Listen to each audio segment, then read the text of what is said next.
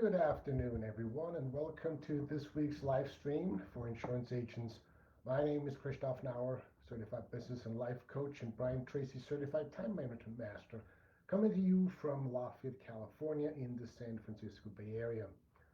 I've been coaching insurance agents for years, and about a month ago, I decided to launch this group to help more agents. So if the info you're getting here is helpful, please invite others to join. So today I want to talk about something a lot of insurance agents are dealing with, but not enough agents are willing to admit. Work is taking over. You may love this business, and I hope you do. You may love helping clients. That's a good thing, and I hope you do. You probably love growing your agency, writing business, solving problems, and building something meaningful. That's why you got into it to begin with.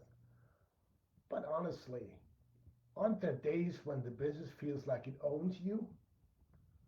The phone doesn't stop. The emails keep coming. The inbox is always full. It doesn't. I can never get a handle of all the emails. Clients need answers. Carriers need documents. Quotes need to go out. Renewals need attention. Premiums go up, and so now you have to tell your clients about it. Your team needs help. Oh yes, and your family would like you to see you too. And somewhere in the middle of all that, you start disappearing from your own life. That is why work-life balance matters. Not because everything will always be perfectly equal. It will not. That's utopia. But there will be a season when work needs more of you, and there will be some seasons when family needs more of you. There will be times when business demands extra focus. But if work is constantly getting the best of your time, your energy, your health, and your attention, eventually something breaks, right? It's like if you run out of oil in the car, the engine blows. Who knows? It might be your health. It might be your marriage. It might be your patience, your motivation. It might be your peace of mind, or who knows what else. So that's why today I'd like to talk about 5 steps to work-life balance for insurance agents. Not theory, practical steps you can start using this week. So why does it matter? Let's start with this. Work-life balance does not mean working less and caring less. It means working in a way that does not destroy the life you are working so hard to build. That is really a critically important distinction. A lot of agents think balance means they are not committed enough. They think if they set boundaries, they're letting clients down. They think if they stop answering emails at night, right away, within 2 seconds they arrive, they're being lazy. They think if they take time off, business will fall apart. But here's the truth. An exhausted agent is not a better agent. A burned out agent does not serve clients better. A distracted agent does not sell better. A stressed agent does not lead better. A resentful agent does not build better relationships. You cannot give your clients, team, or family your best when you are constantly running on empty. And burnout usually does not happen overnight. It builds slowly. Let's see, you may stop taking lunch breaks. You check email during family time. You work weekends just to catch up. You answer client calls outside your normal hours. You bring your stress home with you. Or you tell yourself, oh, it's just a busy season. But then the busy season becomes your normal life. That's when you really need to start paying attention. Work-life balance is not about having a perfect schedule. It's about noticing when work is taking more than it should and having the discipline to make changes before burnout makes the decision for you. There's some warning signs you're out of balance. So before we get into the 5 steps, let's talk about some signs that your balance may be off. You may be off balance if you regularly work through lunch, or you sit at your computer and work while you're eating lunch. You check emails when you're supposed to be with family or friends. You feel guilty when you're not working. You work weekends just to stay afloat. You feel physically tired even when you have slept. You are short tempered with people you care about. You feel like you never fully shut off. You cannot remember the last time you had uninterrupted personal time.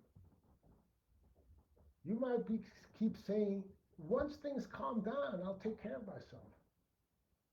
Well, that last one is dangerous because in insurance, things do not magically calm down. You know this better than I do. There's always another renewal, another claim issue, another prospect, another quote, another service request, another problem to solve. So balance cannot wait until the business gets easier. Balance has to be built into the way you run the business. So let's look at these 5 steps that I've been talking about. First step, setting boundaries and sticking to them.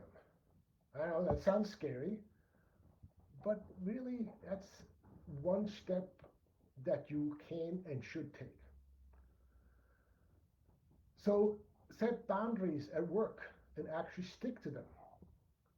Insurance is a relationship business, so this can feel really uncomfortable. You want to be available. You want clients to feel supported. You want referral partners to know you are responsive. You want your team to be able to count on you. But being responsive does not mean being available 24 hours a day. You're not an emergency room doctor. That is where many agents get in trouble. Technology makes it so easy to work all the time. Your phone is always nearby, probably in your pocket.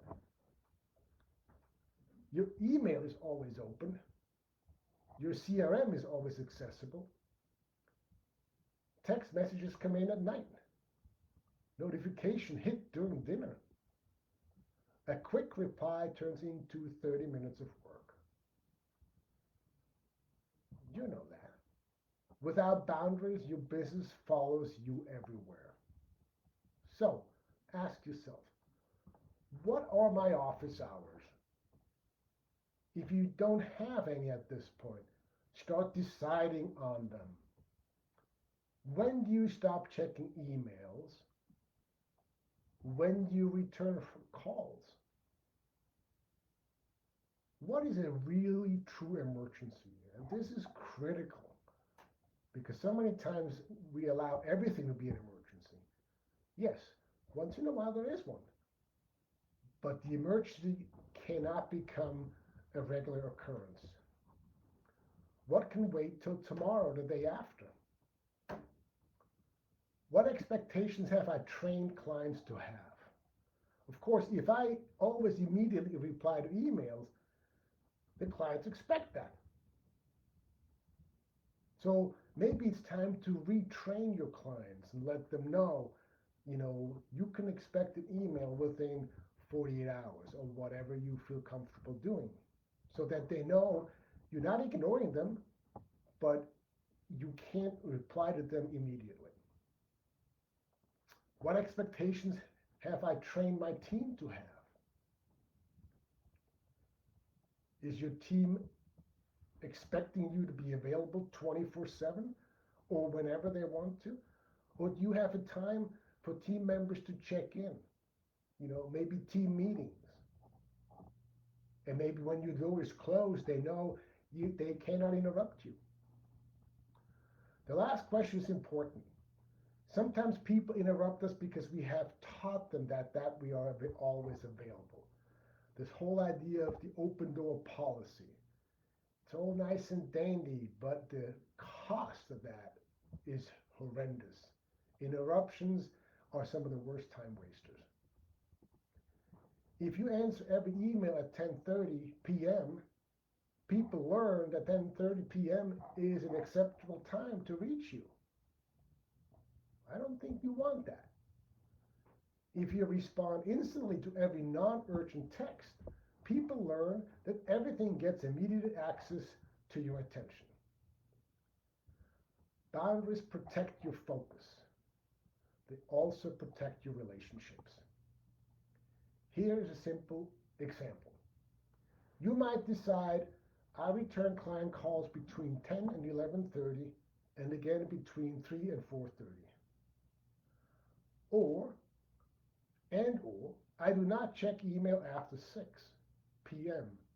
or weekends are for family unless there's a true emergency. And the focus here is on true emergency. Or my team knows what qualifies as urgent and what can wait.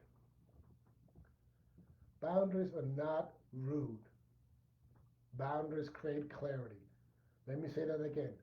Boundaries are not rude, they create clarity. And clarity makes everyone better. Your clients know what to expect.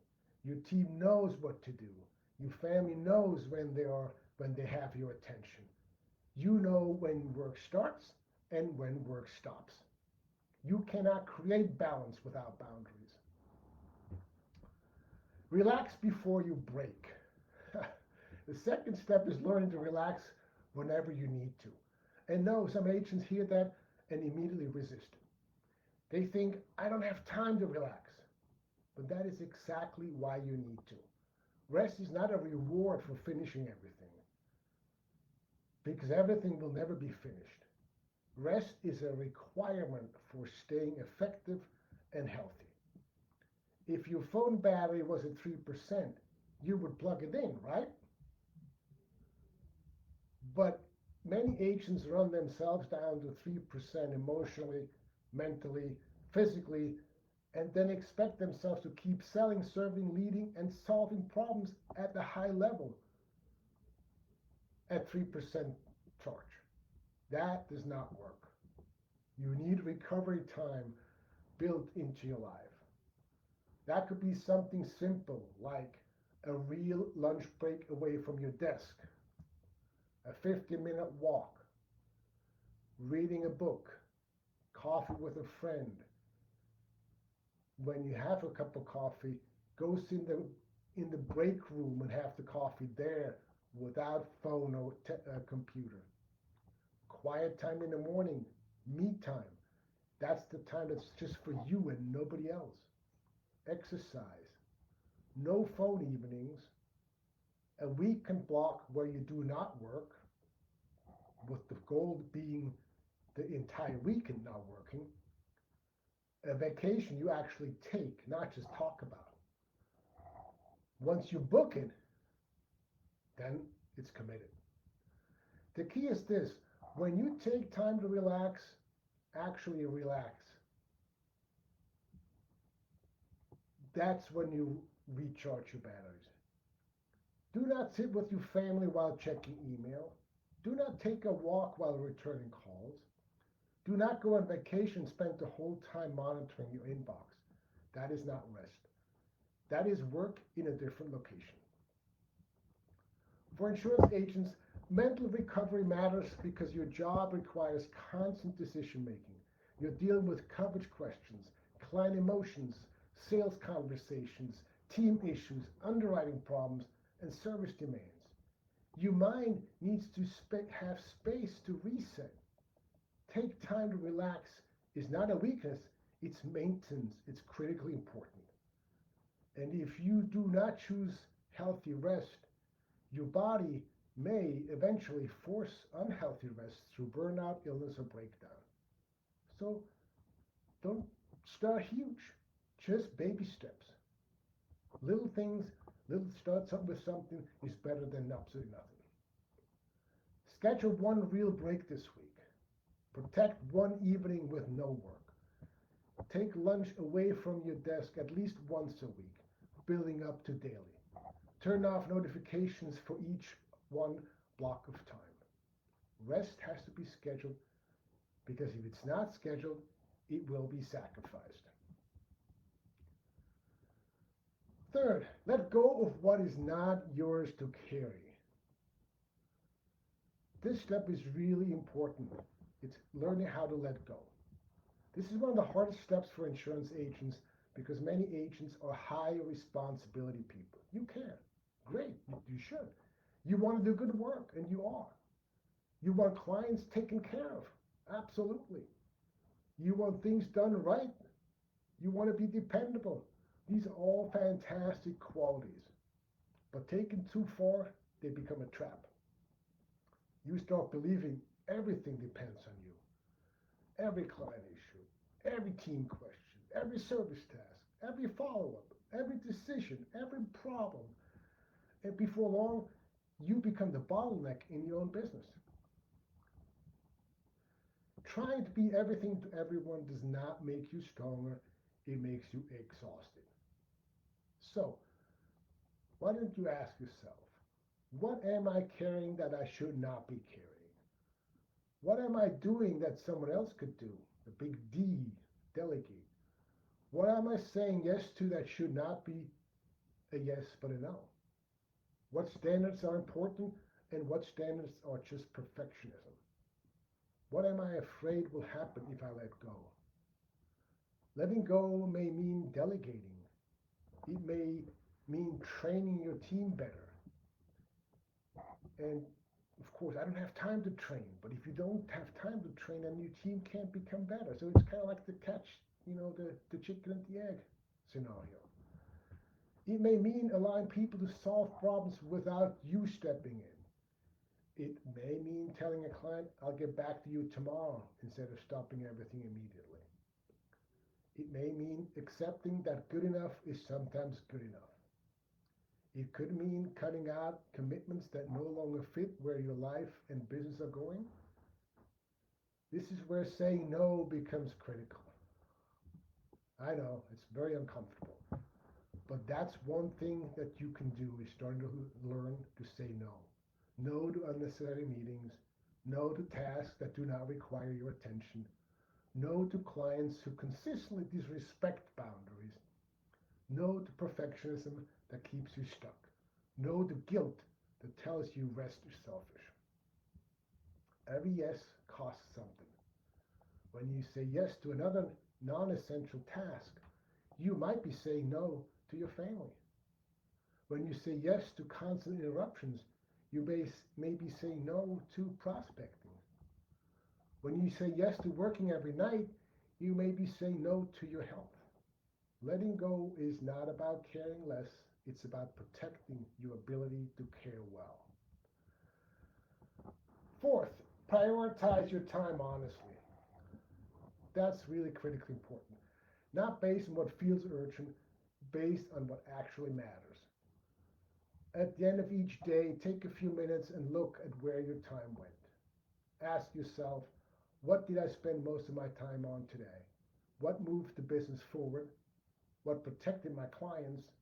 What strengthened relationships? What drained time without producing value? Or who or what interrupted me the most? What should not have been on my calendar? What needs to change tomorrow? This is important because your calendar tells the truth. You can say family matters, but if family never appears on your calendar, work will take over. You can say health matters, but if exercise, sleep, and lunch breaks are not scheduled, they will be pushed aside. You can say growth matters, but if prospecting and follow-up are not blocked, they will not happen consistently. Insurance agents do not usually struggle because they are having nothing to do. They struggle because everything feels important, but not everything is equal. Some activities grow your business, some maintain your business, some protect your business, some distract you from your business. You need to know the difference. A strong weekly calendar should include sales activity, follow up, client reviews, service work, team time, admin blocks, lunch breaks, exercise, family time, personal commitments, and recovery time. That may sound like a lot, but the point is not to overpack your calendar. The point is to give your priorities a safe place. Because if you do not assign your time, someone else will. Prioritizing your time helps you stop living by a reaction. It helps you stop ending the day saying, I was busy, but I don't really know what I accomplished. And it helps you make better decisions about what deserves your attention first. 5. Ask for help and build support. The fifth step is really asking for help and support. This is another hard one for agents. Many agents are used to being the helper. Clients come to you for solutions. Your team comes to you for guidance. Your family may depend on you. You're used to being capable and responsible and strong. But strong does not mean doing everything alone. In fact, trying to do everything alone is often what creates imbalance. You need support. That may include your spouse or partner, your team, a mentor, a coach, a colleague, a friend, a networking group, a virtual assistant, a service team, a trusted person who can tell you the truth. Ask yourself, where am I overwhelmed? What kind of support would make the biggest difference? Who could help me carry this? What am I afraid to ask for? What am I pretending I can handle alone? Sometimes asking for help is practical. You need to delegate service work. You need administrative support. You need better systems. You need someone to help with marketing. You need your team to take more ownership. Sometimes asking for help is personal. You need to tell your family you're struggling. You need accountability, encouragement. You need someone to help you protect boundaries. And remember, support goes both ways. If you want people to support you, be willing to support them too. Healthy support systems are built on trust, honesty, and reciprocity. The goal is not dependence. The goal is not isolation either. The goal is strength through the right support. No successful insurance career is built completely alone. So, here is the challenge. This week, do not try to overhaul your entire life.